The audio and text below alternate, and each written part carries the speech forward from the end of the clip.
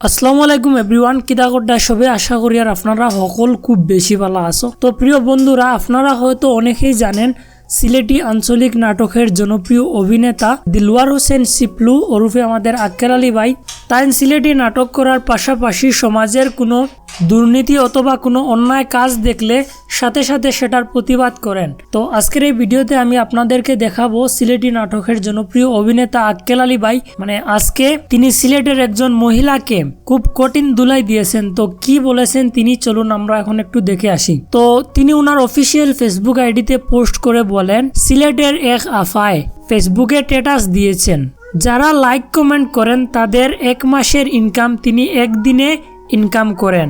বোন আপনি মনে হয় কণ্ঠশিল্পী, একটু বেশি বাড়াবাড়ি হয়ে গেল না? শুনেন, আপনি জাতীয় শিল্পী নয়, আপনি লোকাল শিল্পী। মানুষের গায়ে হলুদে জন্মদিনে গান গেয়ে থাকেন, তা থেকে কত পেমেন্ট পান তা আমাদের জানা আছে। আর এই যে যাদের ছোট করে কথাটা বললেন, এরাই আপনার ভক্ত।